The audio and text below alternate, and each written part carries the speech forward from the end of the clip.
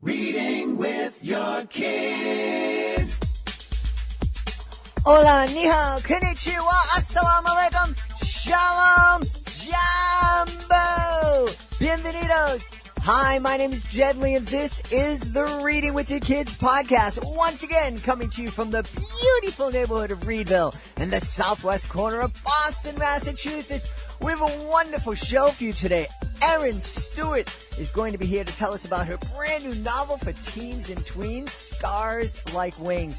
We're also going to be bringing you to the Chicago Toy and Game Fair. We met this wonderful group of kids called the Good Kids Club. Before we invite Erin in, we want to let you know that this episode of the Reading with Your Kids podcast is brought to you by Holly Kinley and her brand new book, Pilates for Parenting. What a brilliant concept. I just love it. We are all very aware of how important it is for us to exercise to keep our bodies fit and healthy. We join gyms, we take classes, we develop daily disciplines, all in an effort to better care for ourselves. So why not take the same approach to our most important role of all? That's the role of parenting. As this powerful little book points out, from the moment your child enters the world, you are the most important person in your child's life. Pilates for Parenting teaches simple yet powerful exercises that will help you strengthen your parental core. Implementing the exercises will help you develop daily disciplines to become more aware and more mindful of your role as a parent.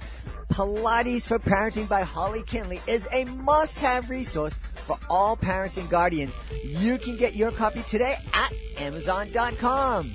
I mentioned earlier on that we're going to be meeting some of the wonderful kids that we met at the Chicago Toy and Game Fair. I'm really excited to be able to let you know that we are returning to Chicago. That's right, the Reading with Your Kids podcast. And Jet Lee's Magic Circus is going back to Chicago to be part of the Kids Expo, February 8th and 9th. Family Time Magazine presents the one and only Kids Expo at the Schaumburg Convention Center in Schaumburg, Illinois. You can get your tickets today at Eventbrite at the Kids Expo 2020 Kids Expo, Schaumburg, February 8th and 9th in the Chicagoland area. Joining us on the line right now from the beautiful state of Utah. She is the author of a really powerful book called Scars Like Wings. Please welcome to the show, Erin Stewart. Erin, how are you? I'm good. Thanks for having me. You're very welcome. We're really excited to have you on and excited to learn more about Scars Like Wings. Tell us all about the book, please. Okay, so it's a young adult book, so it's meant for teens ages 12 and up, and it's a book about a burn survivor, and she's going back to high school a year after the fire, and the fire has left her severely scarred. So she's trying to find her new normal and trying to find her place in the world with her injuries and with her scars. Wow, that sentence, trying to find her new normal. Yeah. After being involved in a horrific fire where I understand she lost family in the fire. She did. Both of her parents and her cousin died in the fire. It was a house fire, and they died. So not only is she a survivor of has to survive with the scars on her body, she has to survive with these deep scars in her soul. Mm-hmm. And that's you've kind of hit the nail on the head there. That's kind of what the whole book is about, that we all have these scars. Some you can see, some you can't, but we're all walking around with them, and we're all trying to figure out how to heal and how to move on from trauma. And that's what the book kind of is all about. Yeah. The title of the book, Scars Like Wings, reminds me of a quote that one of our authors, and I apologize for not remembering his name right off the top of my head, but he wrote a book just kind of celebrating failure. Not so much celebrating failure, but just celebrating failure that led to success.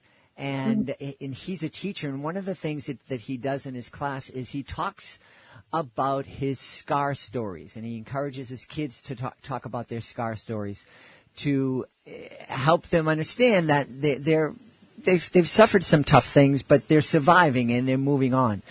The kind of scars that he talks about are failed tests and scraped knees and broken bones.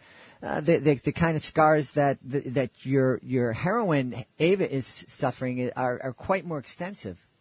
Yes. Yeah, she was burned over about 60 to 70% of her body, and so she has a lot of these physical scars. Her fingers were burned off, so she actually has toes as fingers that were transplanted, which is something they can do. She's dealing with a lot of things. Her character was actually inspired by a friend of mine whose name is Marius Woodward, and he was severely injured in a fire when he was 8 years old. And he was the inspiration for the book. It's not about him. It's a female protagonist and a 16-year-old, but she has a lot of the same physical scars that he does. That's how I learned about a lot of them. I'm not a burn survivor myself, so I had to do a lot of research and learn about how to describe these scars and what they would feel like and how you heal physically from this kind of an injury. From what I understand, a burn, especially severe burn like this, over 60% of your body and losing body parts, that's probably the most horrific injury that someone could experience. Yeah, I'm convinced of it. After all the research and all the people and doctors I've talked to, it's horrifying. I'm so scared of burns now, I have to say, just because to listen to these people and what they have to go through, because the healing is actually more painful than the injury. The healing process is actually the most excruciating part of that. Yeah, that's what I've heard, because they have to remove some of the skin, and it's just horrific. I wouldn't wish it upon anyone. No.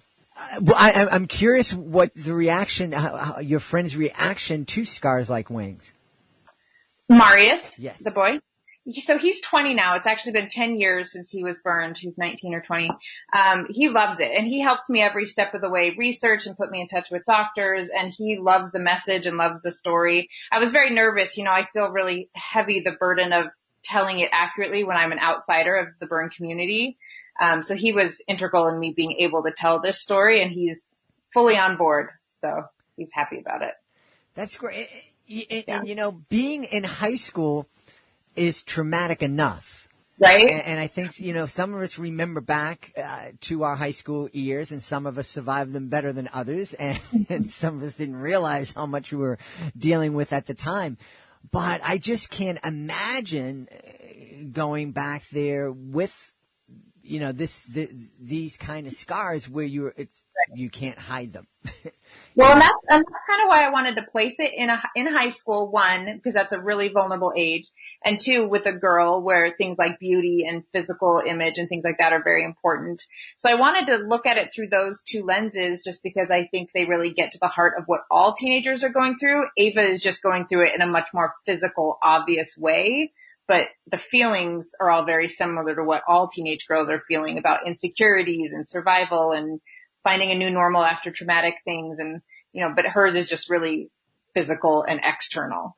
But that's why I wanted to do that, because that is a time that we're all feeling very vulnerable. And I think it's also a time that we're all feeling very lonely. Yes. Even those of us who have friends or might be looked at as popular, it's a time when we feel really lonely. It's a time when we, are trying to hide the fact that we really don't know anything, but we think everybody else knows everything, so we have to kind of fake it. Does Ava have to go through this by herself in school? So she does at the beginning. So Ava starts out on her journey, and she's convinced that no one's going to see her as anything but the burned girl. And at first, really, they don't. That's who she is to them.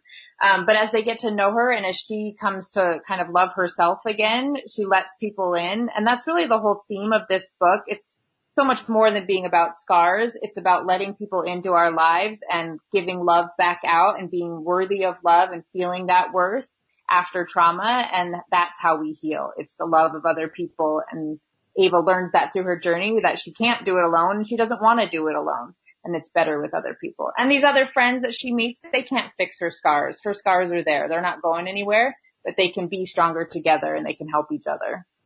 You mentioned something, and I think it's one of the real dilemmas that a lot of people feel is, when you're feeling lonely, when you're feeling vulnerable, you become very defensive. And so you're putting up all these fences because you're thinking people are putting up fences between you.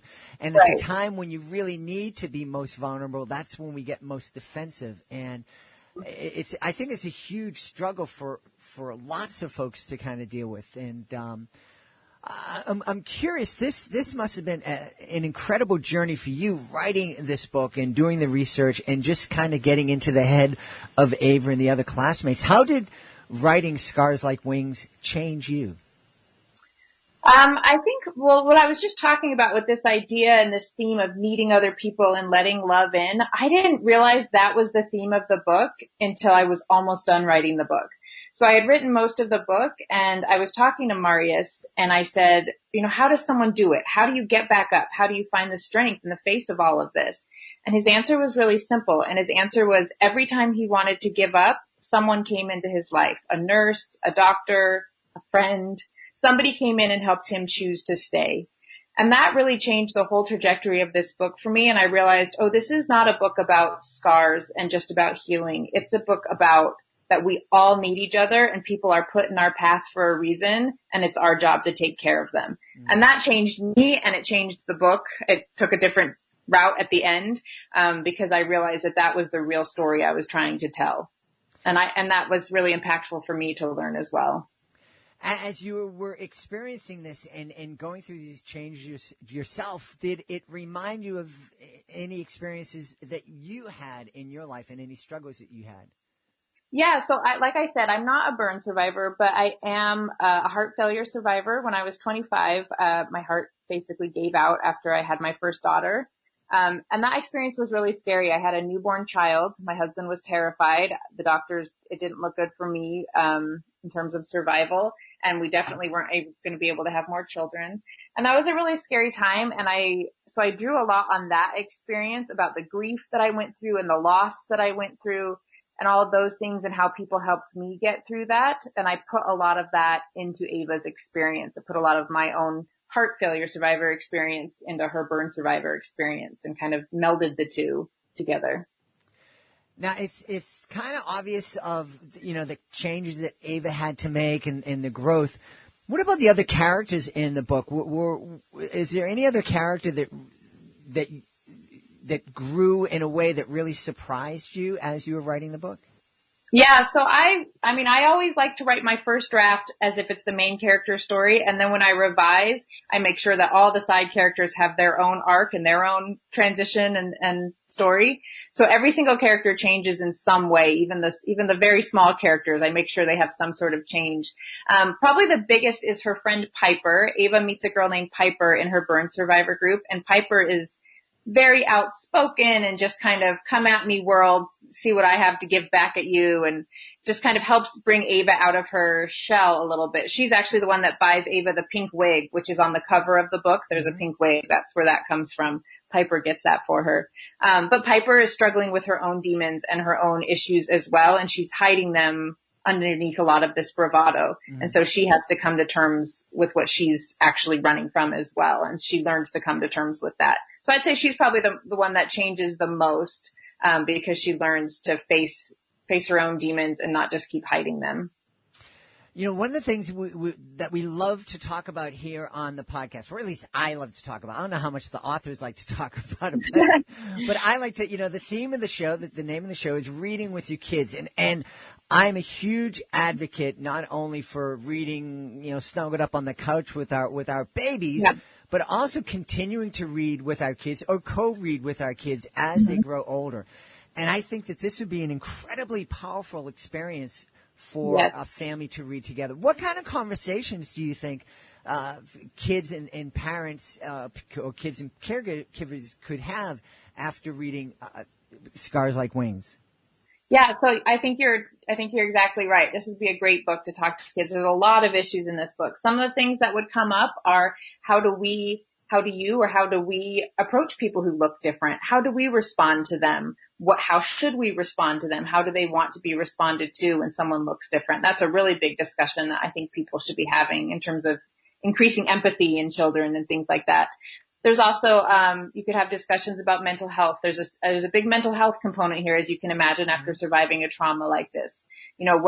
When you should talk to someone, when do you need help? How do you know you need help? How do you know if you're doing okay? These are all discussions that I think with a child would be really valuable, but it's not something you're going to talk about every day at the dinner table, sure, but it could get those things out into the open to talk about more freely. Yeah. that mental health aspect is. I am so happy. I'm a little concerned. I have a lot of young friends. A lot of the friends of my kids. My kids are now young adults, so a lot of their friends and my friends on social media, and it's kind of good and bad. I see a lot of them posting words of encouragement to others who may be dealing with anxiety or depression or stress. So I'm happy that we're talking about these things and we're offering support. I'm nervous that there are so many of them feel that it's needed. So, so that's letting me know that there's a lot of kids out there that are dealing with this kind of thing. Yeah, I agree. What's your take on that? Is that's something that you're feeling as well? Yeah, actually, the book that I'm working on next is another contemporary novel, and it's about a girl who's dealing with kind of a perfectionism anxiety struggle, and that's based on my own experience. And I think it's rampant. I think with social media and with all the pressures that we have, I think kids are overwhelmed with the pressure and they don't know how to handle it. And I think depression stems from anxiety a lot of time. And I think we're not doing a really good job at heading it off at the anxiety stage. We're waiting till it gets to the depression, suicidal stage. And that scares me. I have a 12-year-old who's starting, she's a preteen, so she's getting there. And I just want to make sure that I'm being aware of, when she's overly perfectionist about her homework, is that normal, or is she really putting too much pressure on herself? I think it's a really big problem, especially with girls right now. Sure. One that you just brought up something, and I feel completely oblivious right now. We're talking about the struggle that Ava must have had being in school and looking back on, my memories of school and what it would be like if there was someone who came back with this kind of horrific experience and injury. And I never even considered social media in the mix. I mean, that would make this kind of situation just multiply it so much, right. Not only do you have to deal with the stairs and the whispers in the hallway as you walk down the hallway, but they follow you home. They follow you in your phone everywhere you go. Yeah, there's no getting away from it. The interesting thing is I grew up without social media. Without it being really big. And so my editor was actually the one who was like, hey, you need social media in here. So it was actually a subplot I hadn't had, and I added it in during revisions, and it became a pretty big subplot, this idea that she stops posting on social media because she doesn't want the world to see this new Ava. She wants them to remember the old pre-burn Ava. Mm-hmm. And it's a big step for her when she finally puts her actual new self out there for the world to see. Because we don't want to put our scars out there. We want to put everything that's perfect out there. That's what we do. Yeah. So that's a big moment for her. Well, don't feel bad not growing up with social media. I didn't grow up with color TV. So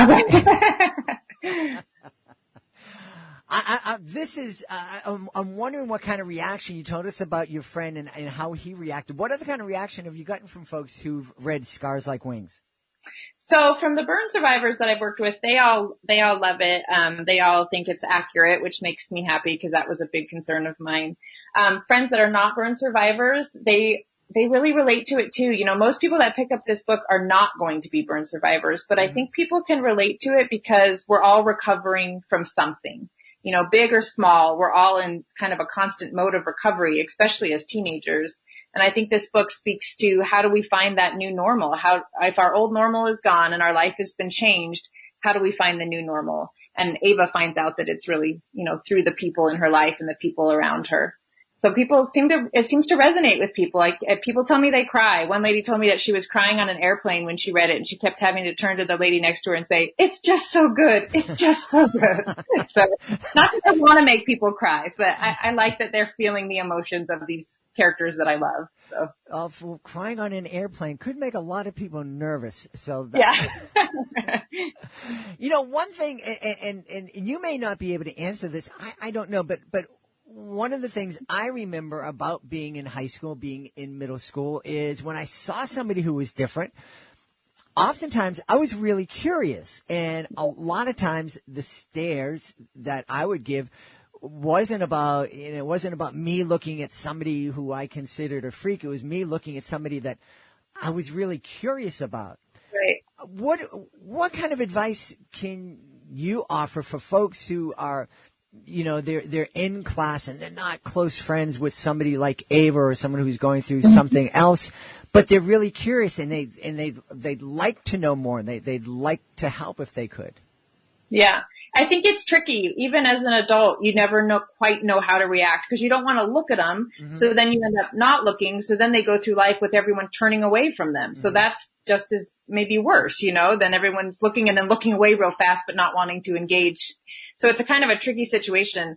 From the burn survivors that I've talked to, every single one of them says that their preferred response is if someone is interested and wants to look and wants to find out, rather than just sneaking little stares, they would rather that person just come up to them and be like, hey, I see that you have scars. What happened? Mm-hmm. And give them a chance to tell their own story and to own their own story instead of just whispers and rumors that they're not part of. Because then they're not part of the conversation. But if you just go up and ask them in a non-rude way, in a curious way, then they get to be part of the conversation instead of just talked about. They get to be talked to, which is much better. Much, much better. And what, I imagine it would take an awful lot of courage for kids to and for grown-ups to do that. But what a beautiful potential payoff it could be if you take that step, if you have that courage to reach out and have that conversation. You have the potential for developing a beautiful friendship.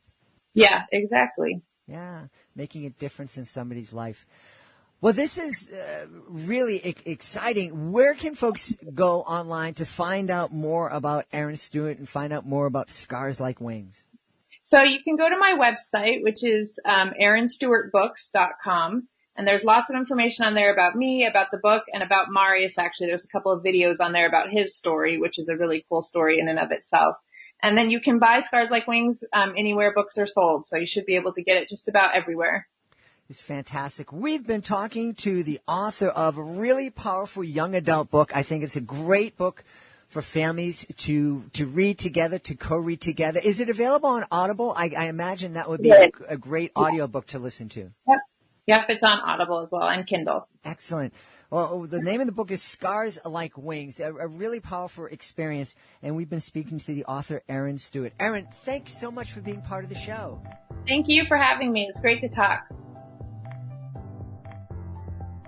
Before we invite the great kids from the Good Kids Club to join us, I want to let you know that this episode of the podcast is also brought to you by The Last Surviving Dinosaur, the Tyrannosaurus by Stephen Joseph. This really is a fantastic book. And when we were at the Chicago Toy and Game Fair, this was one of the books that folks flocked to see. They loved it. We had a couple of families read it aloud to their kids. The kids just had a great time listening to their parents, especially as their dads try to pronounce the Tyrannosaurus and also the Tyrannosaurus. It's a really, really wonderful book that tells the true story, a quote-unquote true story, of how the dinosaurs became extinct. And it's not that typical story you hear in schools. Yeah, the last surviving dinosaur, the Tyrannosaurus, he complained so much he made all the other dinosaurs disappear. It's a really, really fun book, great illustrations with a great lesson that we need to remember. We need to remember to not always be complaining and also to be grateful for what we have. The Last Surviving Dinosaur, the Tyrannosaurus by Stephen Joseph, is available on Amazon. You never know who you're going to run into here at the Chicago Toy and Game Fair, and I just ran into a scary group. Well, actually not scary group, but a group of pirates. What's your name? My name is Eric. Eric, and you are? I'm Debbie. Debbie, you are? I'm Daniel. Daniel, you are? I'm Crystal. And they are part of? The Good Time Kids. What's the Good Time Kids all about? Well, we are a show, and it's multicultural, and it's a bunch of youth who are in a clubhouse setting. And you were telling me you've been on the show for like 7 years? Yes. That's wild. Now, what kind of stuff happens on the show? Well, basically, we just usually we come up with ideas together, and then we put them all together, and we just work together and make acts, and so we're just we work together and come up with things. That's cool. Well, that's part of being creative. Why do you love being on the show? I love being on the show because when I was little, sometimes you're not able to express yourself as you are, but in a Good Time Kids, you're able to get out your shell and you're able to build confidence into yourself and build your character. If you could see her expression and her gestures right now as she was talking about having confidence, it's like this girl has some confidence, and that is awesome. Now, did you create the show? Yes, I do. Yeah, I'm the producer. I write the scripts. As Ron was saying earlier, sometimes I'll write out scripts, and sometimes we do improv. Mm-hmm. We love to do improv on green screen. Most of our green screen scenes are improv'd up. A lot of the actual regular scripts are scripted up, yeah. Where did the inspiration, the idea for this come from? Actually, it's God. I was actually asking God. I'm a full-time videographer. Mm-hmm. Asking God for a good concept. Because I woke up one day and it hit my mind, the Good Time Kids Multicultural Youth Show. And it went from there. That's fantastic. What's been the best thing for you about being on the show? Well, I'm more confident now with my public speaking, so I'm able to speak to crowds or just interact with people more, and also going to some of the events that we're able to go to. That's great. And what about you? Have you developed a better sense of direction and stopped getting lost now that you're on the club? Yeah, I used to struggle with a couple of things, and now as I practice and do it over and over again, I became better at certain things, and yeah. What kind of things have you become better at? Well, sometimes when I would make mistakes, I would tap my head. But now, I know it sounds funny, but now as I do it over and over and over again, I learn how not to get frustrated, and I learn from my mistakes now. So that's really important, learning not to get frustrated, especially getting frustrated with yourself, right? Yes. Yeah. What's the best advice that you can give a young person who is struggling with being frustrated with themselves? Well, I would say first pray to God and ask for help, and then seek another adult for help, and then just calm down, just be quiet, and then just going on with it. Awesome. Now, where can folks find and watch your show? The Good Time Kids. It's on channel, if you got DirecTV, it's national at NRB Network, channel 378. In Illinois, it's on Comcast, channel 138. But you get all these stations online, but they stream live at the same time they're on TV. Cool. CNN, yeah. That's awesome. Well, thank you all very much for... Oh, whoa. One more thing. He was laughing, making fun about how we're dressed. We got a new venture. We call it Pirates of Forever, which is we're inserting into our show. So we're all dressed like pirates. Yes. That's why we look kind of scary today. Okay. And we've had a great time. And you're great. Look, I've been watching you guys walk around the fair here, and everybody just stops and watches you all as you go by. What's that like when people just kind of stop and you become the star? It's really fun. They ask you questions and you get to talk to them and interact and then just tell them more about the show. That's awesome. Well, thank you all very much for being part of my show. Thank you. Thank you so much. Please be sure to join us for the next edition of the Reading with Your Kids podcast. Our guest will be our friend Leslie Walsh. She'll be here to tell us some of her favorite Christmas reads. Some great books that you'll love to read with your children as the Christmas season approaches. We are so excited that we get a chance to introduce you to all sorts of authors of all genres of children's literature. And if you are the author of a wonderful children's book, we would love to have you as a guest on the show. Being a guest is fun, it's easy, and it gives you the chance to tell thousands of people about your fantastic book. All you need to do is to go to our website, readingwithyourkids.com, click on the contact button, let us know about your great book. We will let you know the next easy step. We want to thank the folks who made today's show so very wonderful. Of course, we want to thank our guest, Erin Stewart.